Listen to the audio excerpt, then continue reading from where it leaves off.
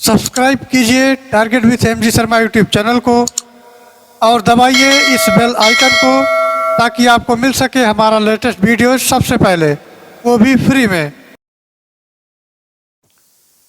दोस्तों नमस्कार, स्वागत है आप सभी का आपके अपने YouTube channel target with MG Sharma में। तो दोस्तों आज के सेशन में हम लेकर उपस्थित हैं घटना चक्र द्वारा प्रकाशित टॉप सीरीज की श्रृंखला, जिसमें आज का प्रैक्टिस सेट है 10। दोस्तों 1 से 9 तक के प्रैक्टिस सेट ऑलरेडी चैनल पर अपलोड कर दिए गए हैं, आप जाकर देख सकते हैं। तो चलिए देर न करते हुए आज के सेशन की शुरुआत करते हैं। और अब भी आप अगर चैनल पर नए हैं तो चैनल को सब्सक्राइब कर लें और साथ ही साथ बेल आइकन को प्रेस कर लें, जिससे आने वाला वीडियो मिस ना हो। तो चलिए आज के सेशन की शुरुआत करते हैं और आज का हमारा पहला प्रश्न है उसको देखते हैं। तो दोस्तों आज का हमारा जो पहला प्रश्न है यह है, उस देश की पहचान करें जिसे पाक जलडमरू मध्य ने भारत को अलग किया है। अर्थात उस देश की पहचान करना है जिसे पाक जलडमरू मध्य ने भारत को अलग किया है। तो ऑप्शन दिया है मालदीव, श्रीलंका, नेपाल और इंडोनेशिया। तो दोस्तों इसका सही उत्तर हो जाएगा श्रीलंका। ये हो जाएगा श्रीलंका, इसका बी राइट आंसर होगा। चलिए नेक्स्ट देखते हैं। तो नेक्स्ट आ जाते हैं। नेक्स्ट हमारा दूसरा क्वेश्चन है, भारत में पेंटिंग के संदर्भ में निम्न में से कौन सा युग्म सुमेलित नहीं है। ये सुमेलित नहीं है पूछा गया है। तो इसका सही जवाब दोस्तों हो जाएगा, वो हो जाएगा ऑप्शन सी। ये हो जाएगा गुलेर पेंटिंग, जो कि कर्नाटक से संबंधित है। गुलेर पेंटिंग जो कि कर्नाटक से संबंधित है, ये युग्म जो है सुमेलित नहीं है। चलिए फिर आगे बढ़ते हैं और अगला क्वेश्चन देखते हैं। तो अगला क्वेश्चन हमारा है, क्वेश्चन नंबर 3 है, निम्नलिखित में से कौन सा पारिस्थितिकी तंत्र का एक जैविक घटक है। कौन सा पारिस्थितिकी तंत्र का एक जैविक घटक है। तो दोस्तों वो हो जाएगा घास, इसका ऑप्शन सी हो जाएगा घास। चलिए आगे बढ़ते हैं और अगला क्वेश्चन देखते हैं। तो अगला क्वेश्चन हमारा है, यह है विश्व प्रकृति संरक्षण दिवस कब मनाया जाता है। तो दोस्तों विश्व प्रकृति संरक्षण दिवस जो मनाया जाता है वो 28 जुलाई को मनाया जाता है। 28 जुलाई को मनाया जाता है, अर्थात डी इसका राइट आंसर होगा। चलिए आगे बढ़ते हैं। दोस्तों अगला क्वेश्चन हमारा है, विवेकानंद रॉक मेमोरियल भारत के किस राज्य में स्थित है। विवेकानंद रॉक मेमोरियल भारत के किस राज्य में स्थित है। तो ये तमिलनाडु में स्थित है। बी ऑप्शन इसका राइट आंसर होगा, ये तमिलनाडु में स्थित है। चलिए नेक्स्ट देखते हैं। तो नेक्स्ट हमारा है प्रश्न संख्या 6 नंबर की बात कर लेते हैं। तो ये है दरिंगबाड़ी हिल स्टेशन भारत के किस राज्य में स्थित है।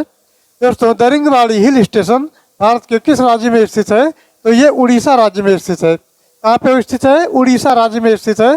चलिए नेक्स्ट देखते हैं। तो नेक्स्ट प्रश्न हमारा है 7वां नंबर क्वेश्चन की अगर बात करते हैं, तो संजय बारू निम्नलिखित में से किस पुस्तक के लेखक है। तो संजय बारू की अगर बात की जाए तो ये किस पुस्तक के लेखक हैं मित्रों। तो इनकी पुस्तक का जो नाम है वो है the accidental prime minister. The accidental prime minister इनके पुस्तक का नाम है और ये ऑप्शन सी में दिया गया है। तो सी इसका करेक्ट आंसर होगा। चलिए अगला देखते हैं। दोस्तों अगले प्रश्न की बात करते हैं। तो प्रश्न संख्या 8 है, और भारत में कौन एकमात्र राज्य है जहां सामान्य कॉमन सिविल कोड लागू है। कौन सा ऐसा राज्य है जहां सामान्य कॉमन सिविल कोड लागू है। तो वो राज्य है दोस्तों गोवा। वो कौन सा राज्य है, वो गोवा राज्य है। अब दोस्तों चलते हैं नेक्स्ट क्वेश्चन देखते हैं। तो नेक्स्ट हमारा है प्रश्न संख्या 9। प्रश्न संख्या अगर 9 की बात करते हैं, तो हरित क्रांति के जनक यानी नॉर्मन बोरलॉग किस देश से हैं। हरित क्रांति के जनक नॉर्मन बोरलॉग किस देश से हैं। तो वो देश है संयुक्त राज्य अमेरिका। वो संयुक्त राज्य अमेरिका से हैं। और चलिए आगे देखते हैं। तो अगला क्वेश्चन हमारा है क्वेश्चन नंबर 10, निम्नलिखित में से कौन सा तृतीय क्रियाकलाप है। निम्नलिखित में से कौन सा तृतीय क्रियाकलाप है। तो दोस्तों ये इसका सही जवाब हो जाएगा, वो ट्रेडिंग हो जाएगा। ट्रेडिंग इसका सही उत्तर हो जाएगा। नेक्स्ट हमारा है, गुल्लक बच्चा बैंक कहाँ है। गुल्लक बच्चा बैंक कहाँ है। तो ये हो जाएगा पटना में है। कहाँ पे है, पटना में है, और ये बिहार की राजधानी है पटना। चलिए आगे देखते हैं। तो अगला क्वेश्चन हमारा है, ये है दोस्तों 12 नंबर क्वेश्चन देख लेते हैं। तो 12 नंबर क्वेश्चन कहता है कि भारत में हाल में हुए कर सुधार जिस कमेटी की सिफारिशों पर आधारित थे उसके अध्यक्ष थे। तो उसके अध्यक्ष जो थे दोस्तों वो आर.जे. चेलिया थे। कौन थे, आर.जे. चेलिया थे। ये ए ऑप्शन इसका करेक्ट आंसर हो जाएगा। नेक्स्ट देखते हैं 13 नंबर क्वेश्चन की अगर बात कर लेते हैं। तो प्रतिबूध अधिक फसल यानी प्री ड्रॉप मोर क्रॉप जो है भारत सरकार की किस योजना का लक्ष्य है? तो योजना का जो लक्ष्य है दोस्तों, यह है प्रधानमंत्री कृषि सिंचाई योजना, अर्थात शॉर्टकट में अगर इसको बोला जाए तो PMKSY। अब देखिए कुछ योजनाएं दी गई हैं और इनमें जो है इनके शॉर्ट नेम दिए गए हैं। तो पहला आता है प्रधानमंत्री मुद्रा योजना, जो कि PMMY इसका शॉर्ट फॉर्म है। और बी ऑप्शन में दिया गया है प्रधानमंत्री जन धन योजना, जो PMJDY है। और प्रधानमंत्री कृषि सिंचाई योजना तो PMKSY है। और प्रधानमंत्री आवास योजना ग्रामीण जो है वो PMAY ग्रामीण है। तो इसका सही जवाब दोस्तों इस क्वेश्चन का हो जाएगा तो ऑप्शन सी हो जाएगा, प्रधानमंत्री कृषि सिंचाई योजना, जिसका शॉर्ट फॉर्म है PMKSY। चलिए आगे बढ़ते हैं। अगला क्वेश्चन हमारा 14 नंबर कहता है कि किसी आँख, कान, नाक और गले का निरीक्षण करने के लिए डॉक्टर द्वारा कौन से दर्पण का प्रयोग किया जाता है? तो दर्पण दोस्तों जो होता है वो अवतल दर्पण होता है। कौन सा दर्पण होता है? वो अवतल दर्पण होता है, अर्थात ए इसका राइट आंसर हो जाएगा। चलिए 15वां नंबर क्वेश्चन देख लेते हैं। तो 15 नंबर क्वेश्चन कहता है दोस्तों, गुर्दे की पथरी यहाँ भरना है से बनी होती है। तो गुर्दे की पथरी किसकी बनी होती है? तो कैल्शियम ऑक्जेलेट की बनी होती है। कैल्शियम ऑक्जेलेट की बनी होती है, अर्थात ये इसका सही उत्तर हो जाएगा। चलिए अगला देखते हैं। तो अगला क्वेश्चन हमारा है, शाकाहारी और प्रथम उपभोक्ता खाद्य श्रृंखला के कौन से पोषी स्तर पर स्थित होते हैं? शाकाहारी अथवा प्रथम उपभोक्ता खाद्य श्रृंखला के कौन से पोषी स्तर पर स्थित होते हैं? प्रश्न को समझ लें। और ये जो होता है दोस्तों, इसका उत्तर होता है द्वितीय। क्या होता है? इसका उत्तर जो होता है वो होता है द्वितीय। चलिए आगे बढ़ते हैं। नेक्स्ट क्वेश्चन हमारा 17 नंबर। अब 17 नंबर देखते हैं। तो अग्निशमन के लिए हम किसका प्रयोग करते हैं? तो दोस्तों अग्निशमन के लिए हम कार्बन डाइऑक्साइड का प्रयोग करते हैं। किसका प्रयोग करते हैं? कार्बन डाइऑक्साइड का प्रयोग करते हैं। चलिए इसी क्रम में आगे बढ़ते हैं। तो अगला क्वेश्चन हमारा आता है, घरों में खाना पकाने के लिए उपयोग की जाने वाली तरल पेट्रोलियम गैस, यानी घरों में खाना पकाने के लिए प्रयोग की जाने वाली तरल पेट्रोलियम गैस, जिसको LPG कहते हैं, लिक्विफाइड पेट्रोलियम गैस, ये निम्न में से किसका मिश्रण है? तो मिश्रण की अगर बात करते हैं दोस्तों, तो ये जो मिश्रण हो जाएगा प्रोपेन और ब्यूटेन का मिश्रण हो जाएगा। किसका मिश्रण होगा? प्रोपेन और ब्यूटेन का मिश्रण हो जाएगा, जो कि बी ऑप्शन में दिया है और बी इज राइट आंसर। चलिए अगला देखते हैं। तो अगला हमारा 19 नंबर है। अब 19 नंबर क्वेश्चन की बात करते हैं मित्रों। तो भारत के संविधान में निम्नलिखित अनुच्छेदों में से कौन सा अनुच्छेद धार्मिक स्वतंत्रता के अधिकार की गारंटी देता है? तो दोस्तों यह है, भारत के संविधान में निम्नलिखित अनुच्छेद में से कौन सा अनुच्छेद है जो धार्मिक स्वतंत्रता के अधिकार की गारंटी देता है? तो ये अनुच्छेद दोस्तों है, ये 25 से 28 तक का अनुच्छेद है। ये 25 से जो है 28 तक का अनुच्छेद है, जो कि ये धार्मिक स्वतंत्रता के अधिकार की गारंटी देता है। चलिए आगे बढ़ते हैं। नेक्स्ट हमारा 20 नंबर क्वेश्चन। तो संविधान सभा ने भारत के संविधान को कब अंगीकृत किया था? तो ये दोस्तों हो जाएगा 26 नवंबर 1949 को। 26 नवंबर 1949 को जो है संविधान सभा ने भारत के संविधान को अंगीकृत किया था। चलिए आगे बढ़ते हैं और नेक्स्ट क्वेश्चन देखते हैं। तो नेक्स्ट हमारा है 21 नंबर। दोस्तों 21 नंबर क्वेश्चन की बात करते हैं। तो निम्नलिखित में से पॉपुलर चैम्बर किसे कहा जाता है? निम्नलिखित में से पॉपुलर चैम्बर किसे कहा जाता है? तो वो लोकसभा को कहा जाता है। किसको कहा जाता है? लोकसभा को कहा जाता है, अर्थात डी इसका सही जवाब हो जाएगा। चलिए अगला क्वेश्चन देखते हैं। तो अगले क्वेश्चन हमारे जो दिए गए हैं वो अगले पेज पर चलते हैं। तो अगला क्वेश्चन हमारा 22 नंबर। अब मित्रों 22 नंबर क्वेश्चन की बात करते हैं। तो राष्ट्रीय एकता परिषद की पहली बैठक किस वर्ष में हुई थी? तो दोस्तों वो वर्ष था 1962। 1962 में जो है राष्ट्रीय एकता परिषद की पहली बैठक हुई थी। चलिए आगे बढ़ते हैं। नेक्स्ट हमारा 23 नंबर। अब 23 नंबर की चर्चा कर लेते हैं। तो अशोक मेहता समिति ने पंचायत राज के लिए किस प्रतिमान की संस्तुति की थी? तो वो द्विस्तरीय की संस्तुति की थी। वो द्विस्तरीय की संस्तुति की थी और इसका भी सही जवाब हो जाएगा। चलिए आगे देखते हैं। तो अगला क्वेश्चन मित्रों हमारा है, ये है 24 नंबर। अब यह है अमेरिकी पत्रकार जो महात्मा गांधी के भारत छोड़ो आंदोलन के दौरान उसके साथ था और उसका नाम क्या था? तो नाम दोस्तों वो था लुई फिशर। क्या नाम था? लुई फिशर उसका नाम था। चलिए आगे बढ़ते हैं और अगला क्वेश्चन देखते हैं। तो अगला क्वेश्चन हमारा है, ये 25 नंबर है। एक वर्ष में स्वराज का नारा गांधी जी ने कब दिया था? एक वर्ष में स्वराज का नारा गांधी जी ने कब दिया था? तो ये जो दिया था ये असहयोग आंदोलन के समय दिया था। कब दिया था? असहयोग आंदोलन के समय दिया था, अर्थात इसका बी जवाब सही हो जाएगा। चलिए अगला देखते हैं। तो अगला क्वेश्चन है 26 नंबर। अब 26 नंबर कहता है कि भारत ट्रेड यूनियन कांग्रेस के पहले अध्यक्ष कौन थे। तो भारत ट्रेड यूनियन कांग्रेस के जो पहले अध्यक्ष थे वो मित्रों कौन थे, लाला लाजपत राय। वो लाला लाजपत राय जो है भारत ट्रेड यूनियन के कांग्रेस के पहले अध्यक्ष थे। चलिए आगे देखते हैं। तो अगला क्वेश्चन है 27 नंबर। अब 27 नंबर देख लेते हैं। तो वायसराय की कार्यकारी परिषद में सम्मिलित होने वाला प्रथम भारतीय कौन था। तो वो भारतीय थे सत्येंद्र प्रसाद सिन्हा। कौन से भारतीय थे, सत्येंद्र प्रताप सिन्हा थे। चलिए अब 28 नंबर क्वेश्चन की बात करते हैं। तो 28 नंबर क्वेश्चन कहता है कि सूची फर्स्ट है और सूची सेकंड के साथ सुमेलित करना है और नीचे दिए गए कूट का सही मिलान करके जो है इसको मिलाना है, इसका मिलान कर देना है। तो चलिए अब पढ़ते हैं और मिलान कर लेते हैं। तो इसमें जो है सूची फर्स्ट है और सेकंड है भारत शासन अधिनियम है। तो दोस्तों भारत शासन अधिनियम 1935 है, अर्थात इसका जो हो जाएगा ये 1935 हो जाएगा। अब आता है दूसरा क्रिप्स मिशन। तो क्रिप्स मिशन जो हो जाएगा 1942 से हो जाएगा। और अगस्त प्रस्ताव की बात करें तो अगस्त प्रस्ताव 1940 हो जाएगा। और जो बेबेल योजना थी वो 1945 में थी। अब इसको जानकारी के तौर पर ये बी सी और डी लिख लेते हैं। अब आता है ये पर पहला हमारा है, बी पर चौथा है, सी पर दोस्तों दूसरा है और डी पर क्या है, तीसरा, अर्थात 14 और 23 हो जाएगा। 14 और 23 जो देखते हैं तो यह कहाँ पर मिलेगा।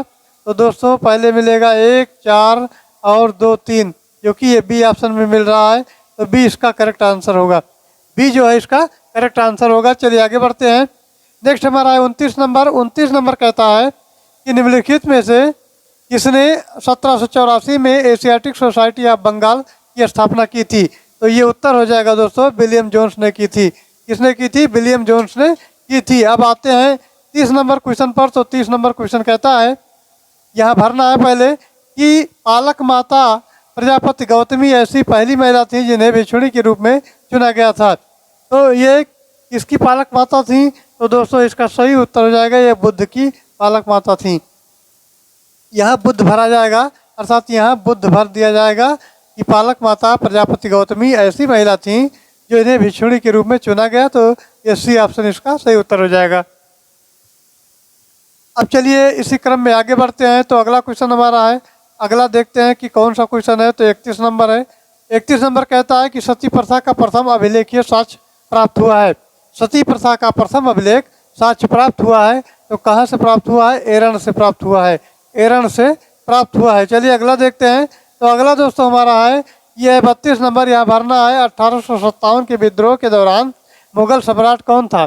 तो मुगल सम्राट की अगर बात करते हैं तो उस समय बहादुर शाह सेकंड था, बहादुर शाह जो है द्वितीय था। चलिए अगला देखते हैं। तो अगला क्वेश्चन है ये है नागानंद रत्नावली और प्रियदर्शिका के लेखक कौन है।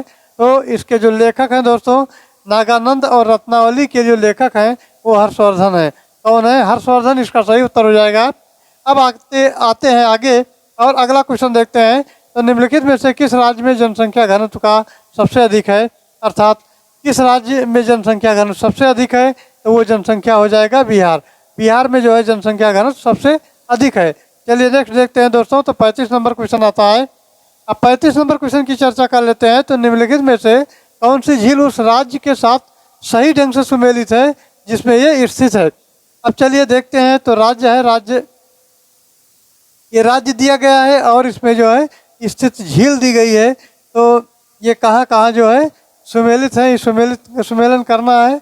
तो सही ढंग से सुमेलन इसका जान लेते हैं क्या है। तो दोस्तों ये आता है डल झील जो कि हिमाचल प्रदेश में है, चिल्का झील ये महाराष्ट्र लिखा गया है और लोकटक झील असम में। तो ये भीमताल झील उत्तराखंड में। तो ये सब क्या है, सब गलत हैं, सब गलत हैं और सही क्या है, भीमताल झील उत्तराखंड में है। भीमताल झील जो है उत्तराखंड में है। चलिए आगे बढ़ते हैं। तो अगला क्वेश्चन हमारा 36 नंबर। 36 नंबर कहता है घास के खुले मैदान बेल्ट्स कहाँ पाए जाते हैं। तो घास के जो मैदान होते हैं वो अफ्रीका में पाए जाते हैं, अफ्रीका में पाए जाते हैं। नेक्स्ट देखते हैं 37 नंबर। निम्नलिखित में से किस नदी पर नागार्जुन सागर बांध स्थित है। किस नदी पर नागार्जुन सागर बांध स्थित है। तो वो नदी दोस्तों है कृष्णा नदी। वो कौन सी नदी है, कृष्णा नदी पर जो नागार्जुन सागर बांध है वो स्थित है। चलिए आगे बढ़ते हैं, 38 नंबर क्वेश्चन देखते हैं। तो ये है लाल सागर, उदाहरण है किसका उदाहरण है? तो दोस्तों ये अक्षीय गर्त का उदाहरण है, अक्षीय गर्त का ये उदाहरण है। अब आते हैं 39 नंबर पर। 39 कहता है निम्नलिखित का मिलान करना। देश दिया है, मुद्रा दिया है।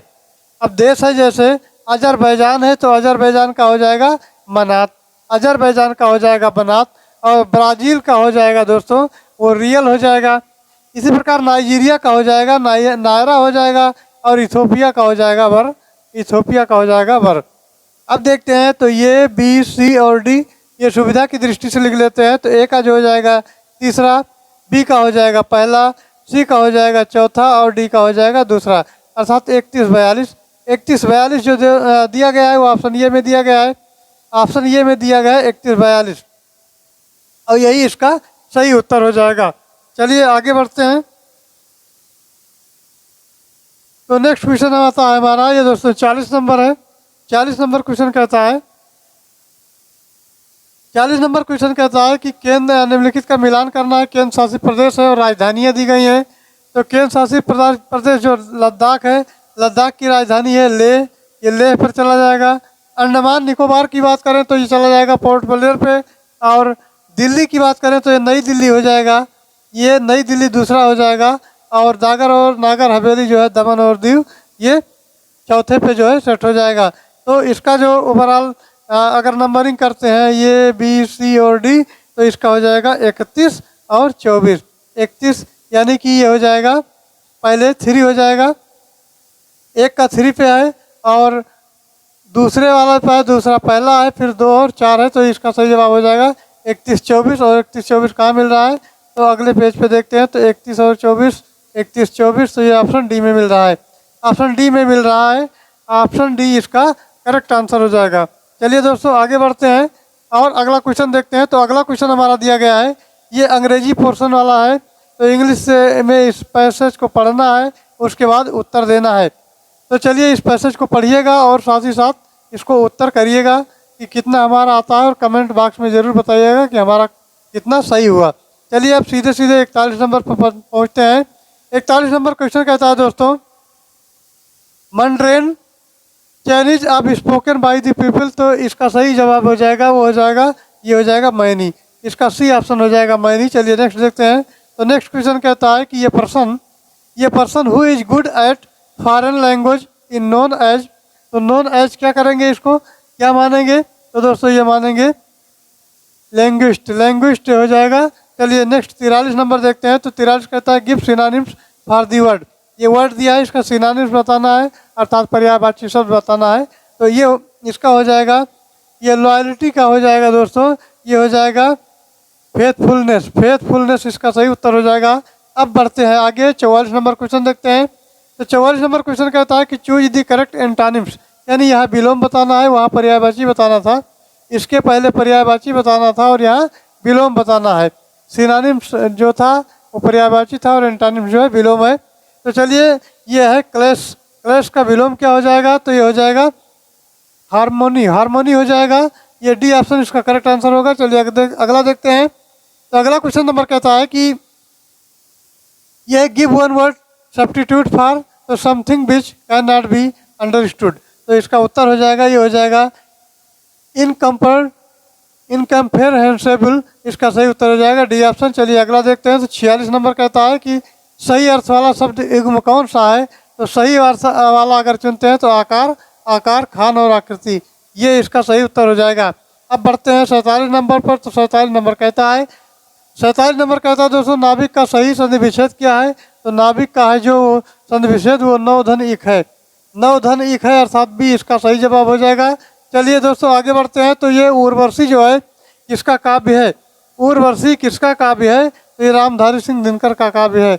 ये किसका है? रामधारी सिंह दिनकर हैं। तो इसका सी ऑप्शन करेक्ट आंसर हो जाएगा। चलिए आगे बढ़ते हैं।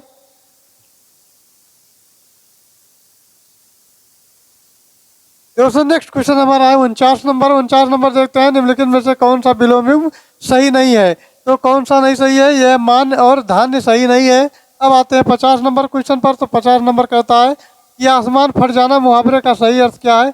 तो आसमान फट जाने का जो मुहावरे का अर्थ है वो अचानक आफत आ पड़ना, अचानक आफत आ पड़ना इसका सही उत्तर हो जाएगा। चलिए आगे देखते हैं। तो ये मैथ पोर्शन है, मैथ पोर्शन देख लेते हैं। अर्थात 51 से 60 तक के मैथ पोर्शन दिए गए हैं। अब चलिए इनको सॉल्व करते हैं। तो देखना है कि कैसे सॉल्व होता है।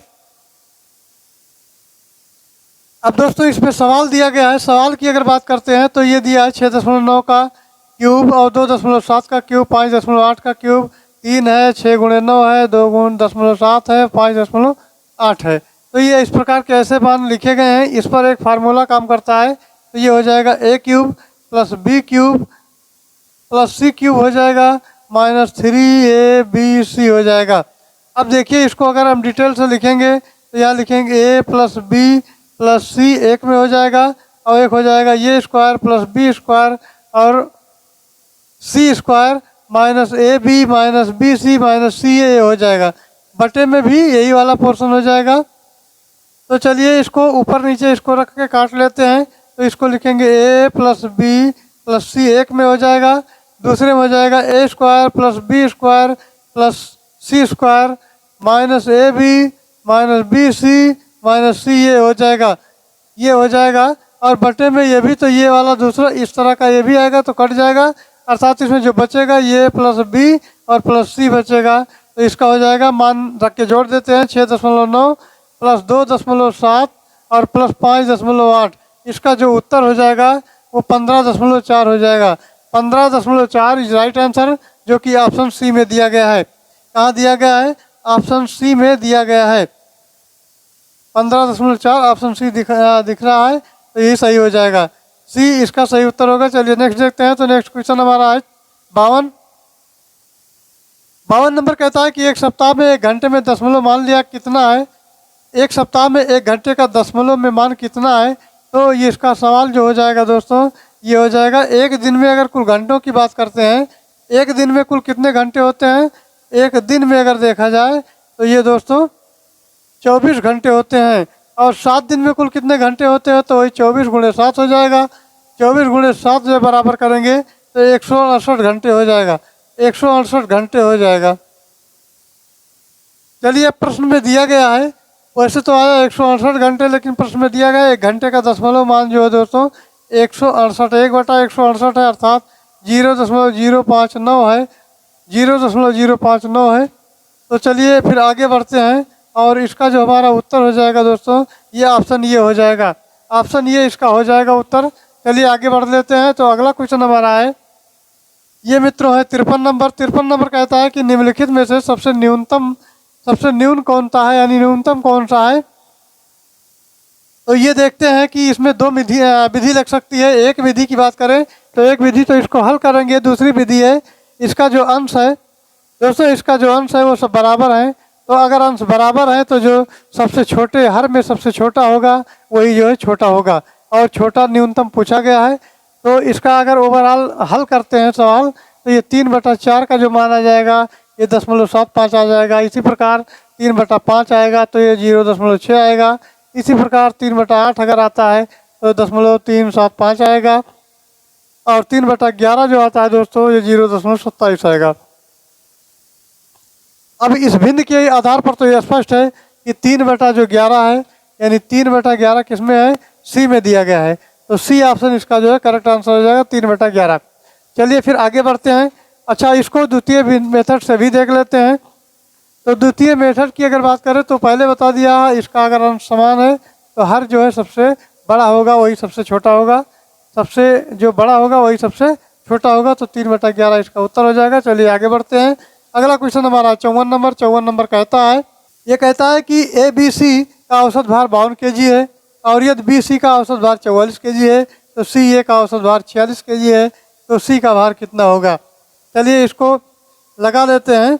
तो ये सवाल है दोस्तों, इसमें है BA और AB और वह C का जो है कुल भार हो जाएगा 52 और गुणे 3। तो 52 और गुणे 3 हो जाएगा, कितना हो जाएगा 156। 2 तिहाई 6 और 5 दूनी 10, यानी 3 दूनी 6 और 3 5 15, 156 हो जाएगा। अब फिर निकालते हैं B और C का, B और C का निकालते हैं 44 गुणे, ये हो जाएगा 2 तो 88 हो जाएगा। इसी प्रकार C और ये का निकालते हैं तो ये 46 और गुणे 2 हो जाएगा तो 92 हो जाएगा। अब क्या करते हैं, समीकरण फर्स्ट में से सेकंड को घटा देते हैं। समीकरण फर्स्ट में से सेकंड को घटा देते हैं तो इसका जो सी का बाहर आ जाता है दोस्तों, ये 92 माइनस 68 आता है और ये 24 होता है। 24 होता है। 24 किस ऑप्शन में दिया गया है, तो 24 ऑप्शन ए में दिया गया है। ए इसका करेक्ट आंसर होगा। चलिए अगला देखते हैं। तो अगला हमारा 55 नंबर है। 55 नंबर क्वेश्चन की अगर बात करते हैं तो निम्नलिखित समीकरण को हल करना है। इसको हल करना है तो ये हमारा हो जाएगा दोस्तों, इसमें दिया गया है 544 का होल स्क्वायर और माइनस 256 का होल स्क्वायर।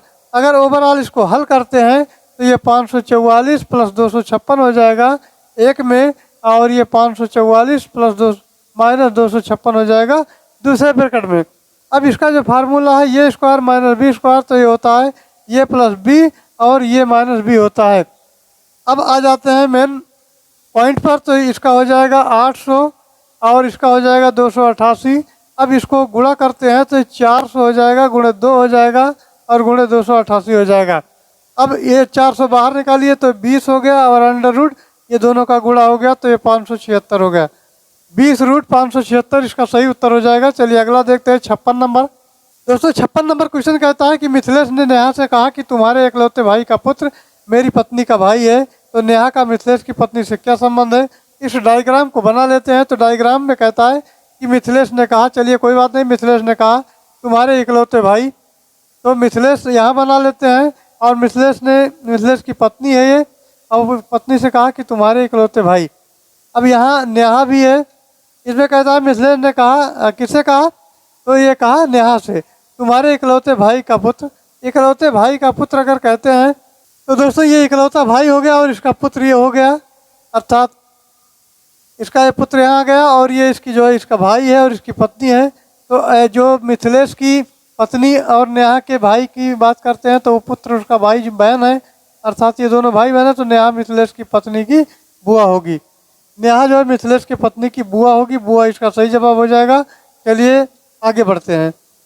नेक्स्ट क्वेश्चन हमारा है, नेक्स्ट है 57 नंबर। 57 नंबर दोस्तों कहता है, 57 नंबर क्वेश्चन कहता है कि यदि 1 मार्च 2012 को बृहस्पतिवार था तो 1 फरवरी 2016 को कौन सा दिन था। तो जब साधारण वर्ष अधिवर्ष के तुरंत बाद आता है तो साधारण वर्ष की एक निश्चित तिथि पर दिन मार्च से दिसंबर तक अधिवर्ष से उसी तिथि से एक दिन आगे होगा। तो दोस्तों 1 मार्च 2013 की अगर बात करते हैं तो 1 मार्च 2013 लिखते हैं। 1 मार्च 2013 को हो जाएगा शुक्रवार हो जाएगा। 1/2014 को शनिवार हो जाएगा और 1/2015 को रविवार हो जाएगा। और इसी प्रकार 1 मार्च 2016 मंगलवार को 2016 में फरवरी जो है 29 की होगी, तो 29 फरवरी को सोमवार होगा। और फरवरी में से अगर निकालेंगे सोमवार को, अगर एक निकालेंगे तो सोमवार होगा। चलिए आगे बढ़ते हैं। तो इसका सही जवाब दोस्तों जो हो जाएगा वो ऑप्शन डी हो जाएगा, सोमवार। ऑप्शन डी हो जाएगा सोमवार। सोमवार इसका करेक्ट आंसर होगा। चलिए अगला देखते हैं। तो अगला है 57, यानी 57 हो गया। 58 नंबर देखते हैं। तो दोस्तों 58 नंबर कहता है कि असंगत को अलग करना है। त्वचा विज्ञान है, वृक्क विज्ञान है, हृदय रोग विज्ञान है और कवक विज्ञान है। तो इसका सही उत्तर हो जाएगा दोस्तों ये त्वचा विज्ञान, वृक्क विज्ञान, हृदय रोग विज्ञान, कृषक विज्ञान, ये सब जो है संबंधित है, इनकी शाखाएं हैं। जबकि जो कवक है वो विज्ञान के अंतर्गत इसको कुकुरबत्ता या राइजोपस न्यूकस के नाम से जाना जाता है। तो इसका जो 58 का सही उत्तर हो जाएगा दोस्तों वो ऑप्शन डी हो जाएगा, कवक विज्ञान। कवक विज्ञान इसका सही उत्तर होगा। चलिए आगे बढ़ते हैं। अब आते हैं दोस्तों 59 नंबर क्वेश्चन पर। तो 59 नंबर कहता है निम्नलिखित प्रश्न में कथन दिए गए हैं और इन कथनों के बाद निष्कर्ष निकाले गए हैं। निष्कर्षों को पढ़ें और फिर ये तय करें कि निष्कर्षों में कौन सा निष्कर्ष सामान्य रूप से ज्ञात तथ्यों के परवाह किए बिना किए गए कथनों का तार्किक रूप से अनुसरण करता है।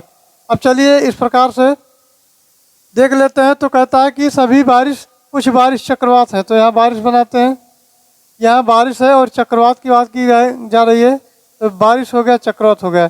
कुछ बारिश जो चक्रवात हैं। फिर कहता है कुछ चक्रवात क्या है, प्रवात हैं। तो कुछ चक्रवात या प्रवात भी हो गए। फिर कहता है कि कोई भी कुछ चक्रवात प्रवात है और कोई भी जो है प्रवात चक्रवात नहीं है। तो इस तरह यहाँ बना लेंगे इसको। अब इसमें देखते हैं जो निष्कर्ष दिया है कुछ चक्रवात बारिश है तो गलत हो जाएगा, कोई भी गलत चक्रवात नहीं है तो ये सही हो जाएगा, अर्थात इसका जो सेकंड होगा वो सही उत्तर हो जाएगा। तो चलिए आगे बढ़ते हैं। नेक्स्ट क्वेश्चन हमारा है, नेक्स्ट की बात करते हैं। तो नेक्स्ट दिया गया है एक कूट भाषा में 60 नंबर कहता है दोस्तों कि एक कूट भाषा में ये 40 है और 105 है, तो उसी को पॉइंट को कैसे लिखेंगे। तो चलिए दोस्तों इसको गुणा कर लेते हैं। 2 का नाम 2 हो जाएगा और गुणे 4 हो जाएगा, गुणे 14 हो जाएगा, तो ये हो जाएगा 4 दूनी 8 और 14 गुणे 8 हो जाएगा, तो 8 चौक 32 और 8 कम 8 और 3 11 यानी 112 उत्तर आ जाएगा। तो 112 इसका हो जाएगा जो ऑप्शन डी में दिया गया है। ऑप्शन डी जो है राइट आंसर होगा। चलिए देखते हैं नेक्स्ट क्वेश्चन। चलिए नेक्स्ट क्वेश्चन देखते हैं। तो मेजर ध्यानचंद क्रीड़ा विश्वविद्यालय उत्तर प्रदेश में किस जिले में बनाया जा रहा है। तो दोस्तों वो बनाया जा रहा है, वो आपका बनाया जा रहा है मेरठ में बनाया जा रहा है। मेरठ इसका करेक्ट आंसर होगा। चलिए आगे बढ़ते हैं। अगला क्वेश्चन हमारा 62 नंबर है। 62 नंबर कहता है कि उत्तर प्रदेश में विश्व का पहला एशियाई किंग गिद्ध संरक्षण केंद्र किस जिले में बनाया गया है। तो जिला है दोस्तों महाराजगंज में बनाया गया है। ऑप्शन ये इसका सही जवाब हो जाएगा, महाराजगंज। चलिए आगे बढ़ते हैं। अगला क्वेश्चन हमारा कहता है कि 63 नंबर है। ये कहता है कि मई 2023 में किस देश को पुनः अरब लीग में शामिल किया गया है। तो मित्रों इसका सही जवाब हो जाएगा वो सीरिया हो जाएगा। ऑप्शन डी इसका सीरिया हो जाएगा। चलिए नेक्स्ट देखते हैं 64 नंबर। तो सितंबर 2023 में संपन्न नोटिस में ग्रैंड स्लैम प्रतियोगिता जो है यूएसए ओपन 2023 है, इसके पुरुष एकल का खिताब किसने जीता है। तो दोस्तों किसने जीता है ये जीता है नोवाक जोकोविच ने जीता है। चलिए आगे देखते हैं। तो अगला क्वेश्चन है जुलाई 2023 में किस राज्य में मिशन शक्ति स्कूटर योजना की शुरुआत की गई है। तो इसका सही उत्तर हो जाएगा दोस्तों उड़ीसा हो जाएगा, जो कि ऑप्शन सी में दिया गया है। चलिए फिर अब आगे बढ़ते हैं और अगला पॉइंट देखते हैं। तो अगला क्वेश्चन हमारा दिया गया है, अगले पे पहुंचते हैं। तो अगला है 66 नंबर। 66 नंबर कहता है दोस्तों, तो 66 नंबर कहता है कि यह है भारत में दूसरे सबसे लंबे समय तक मुख्यमंत्री पद पर रहने का रिकॉर्ड किसने बनाया है। तो वो दोस्तों नवीन पटनायक ने बनाया है। जो सबसे अधिक कार्यकाल में मुख्यमंत्री रहने का जो ये बनाया है रिकॉर्डिंग, वो रिकॉर्ड नवीन पटनायक ने बनाया है। चलिए आगे बढ़ते हैं। नेक्स्ट क्वेश्चन हमारा है 67 नंबर। 67 की बात करते हैं। तो सितंबर 2023 में ट्रांसजेंडरों के लिए समर्पित भारत के पहले ट्रांसजेंडर आउट पेशेंट विभाग ओपीडी जिसका कहते हैं कि शुरुआत किस अस्पताल में की गई है। तो दोस्तों वो अस्पताल हो जाएगा, वो हो जाएगा राम मनोहर लोहिया अस्पताल। राम मनोहर लोहिया अस्पताल। प्रश्न को एक बार पुनः फिर पढ़ देते हैं, ये परीक्षा की दृष्टि से इम्पोर्टेंट है। सितंबर 2023 में ट्रांसजेंडरों के लिए समर्पित भारत के पहले ट्रांसजेंडर आउट पेशेंट विभाग यानी ओपीडी जिसको बोलते हैं शॉर्टकट में, का शुभारंभ किस अस्पताल में की गई है। तो वो राम मनोहर लोहिया अस्पताल में की गई है। चलिए फिर आगे बढ़ते हैं दोस्तों। तो 68 नंबर कहता है कि 68 नंबर देख लेते हैं। तो कहता है फरवरी 2023 में किसने नीति आयोग के मुख्य कार्यकारी अधिकारी यानी सीईओ को पदभार ग्रहण किया है। तो दोस्तों उसका सही जवाब हो जाएगा, वो हो जाएगा ये बीबीआर सुब्रमण्यम ये हो जाएगा उत्तर इसका। चलिए आगे देखते हैं। तो अगला हमारा 69 नंबर क्वेश्चन कहता है दोस्तों 32वां व्यास सम्मान 2022 किसे प्रदान किया गया है। 32वां व्यास सम्मान 2022 किसे प्रदान किया गया है। तो इसका उत्तर हो जाएगा ये डॉक्टर ज्ञान चतुर्वेदी को जो है ये 32वां व्यास सम्मान प्रदान किया गया है। चलिए आगे बढ़ते हैं। अगला क्वेश्चन हमारा 70 नंबर देख लेते हैं। तो विश्व का सबसे लंबा रेलवे प्लेटफार्म किस स्टेशन पर बनाया गया है। तो दोस्तों वो श्री सिद्धारूढ़ा स्वामी जी रेलवे स्टेशन पर बनाया गया है। श्री सिद्धारूढ़ा स्वामी जी रेलवे स्टेशन याद रखना। चलिए आगे बढ़ते हैं। अब दोस्तों आते हैं 71 से लेकर के और 80 तक के क्वेश्चन जो कि पैराग्राफ पर डिपेंड है। पैराग्राफ आपको पढ़ना है, उसके हिसाब से उत्तर देना है, बाद में एक भी आकलन करना है कि हमारा कितना सही जाता है। तो चलिए इस पैराग्राफ के बाद के उत्तर को देख लेते हैं। तो पैराग्राफ आपको पढ़ लेना है और इसको ध्यान से पढ़ लीजिए। उसके बाद फिर 70 नंबर क्वेश्चन आता है। तो ये हो गया। अब इसको पढ़ने के बाद मिला है हमको जो उत्तर मिला है ये कौन सा है, ये मिला है 71 नंबर। 71 नंबर कहता है दोस्तों कि कविता का मर्मज्ञ तथा रसिक कौन हो सकता है। तो कविता का जो मर्मज्ञ है और रसिक है दोस्तों वो हो जाएगा जो व्यक्ति के मर्म को समझकर उसके रस में डूब जाता हो। ये इसका सही जवाब होगा। चलिए अगला देखते हैं। अगला क्वेश्चन है पुष्प, यानी पुष्प का सौंदर्य किसमें है? तो पुष्प का सौंदर्य किसमें है दोस्तों? तो यह है देखने वाले की दृष्टि में है। देखने वाले की दृष्टि इसका सही जवाब हो जाएगा। फिर आगे बढ़ते हैं तो अगला हमारा 73 नंबर है। 73 कहता है कि अच्छा गुरु अपने शिष्य को देखता है। तो अच्छा गुरु अपने शिष्य को देखता है, तो इसका जो है ये हो जाएगा भक्ति और श्रद्धा। भक्ति और श्रद्धा हो जाएगा। चलिए दोस्तों आगे बढ़ते हैं। 74 नंबर। 74 नंबर कहता है कि पथ शब्द उत्पत्ति समानार्थी शब्द है। पथ शब्द का उचित समानार्थी शब्द है। तो इसका सही उत्तर हो जाएगा दोस्तों, ये हो जाएगा मार्ग।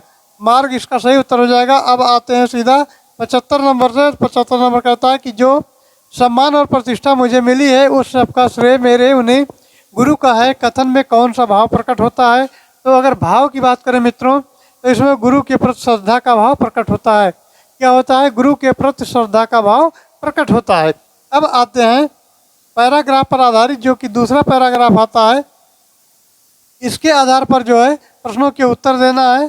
तो ये आपको पढ़ लेना है। उसके बाद सीधा आते हैं प्रश्नों पर। प्रश्न देख लेते हैं। तो दोस्तों ये है जनगण मन अधिनायक जो है राष्ट्रगान के रचनाकार कौन है? तो दोस्तों ये है रविन्द्रनाथ टैगोर। इसका सही जवाब हो जाएगा ये रविन्द्रनाथ टैगोर हो जाएगा, जो कि ऑप्शन ये में दिया गया है। चलिए अब अगला देखते हैं। तो अगला 77 नंबर क्वेश्चन है, यह नाइटहुड की उपाधि रविन्द्रनाथ ने क्यों लौटाई है? तो इसका सभी जवाब हो जाएगा। सही जवाब ये हो जाएगा जलियांवाला बाग हत्याकांड के विरोध में लौटाई थी। चलिए अब आगे बढ़ते हैं दोस्तों। तो अगला क्वेश्चन है 78 नंबर कहता है कि रविन्द्रनाथ टैगोर की कौन सी रचना नोबेल पुरस्कार प्राप्त हुआ है? तो इसका सही उत्तर हो जाएगा दोस्तों ये गीतांजलि हुआ है। गीतांजलि हुआ है। चलिए आगे देखते हैं। तो अगला क्वेश्चन हमारा है, यह है रविन्द्रनाथ टैगोर का जन्म कब और कहाँ हुआ था? तो रविन्द्रनाथ टैगोर का जन्म ये हुआ था 7 मई 1861। फिर से देख लेते हैं। तो ये है दोस्तों रविन्द्रनाथ टैगोर का जो जन्म हुआ था वो कब हुआ था? तो ये हुआ था 7 मई 1861 को कलकत्ता में। 7 मई 1861 को कलकत्ता में हुआ था। कहाँ? कलकत्ता में हुआ था। चलिए आगे देखते हैं। तो अगला क्वेश्चन हमारा है 80 नंबर। 80 देखते हैं। तो 80 नंबर, उनके माता पिता कौन से समाज के नेता थे? ब्रह्म समाज, क्यार समाज, सतशोधक समाज और रामकृष्ण समाज। तो इसका सही उत्तर हो जाएगा दोस्तों ये ब्रह्म समाज हो जाएगा। ब्रह्म समाज हो जाएगा। तो आई होप जानकारी अच्छी लगी होगी। जानकारी अच्छी लगी हो तो चैनल को लाइक करें, सब्सक्राइब करें और शेयर करें। Thanks for watching. जय हिंद। फिर मिलते हैं अगले वीडियो में।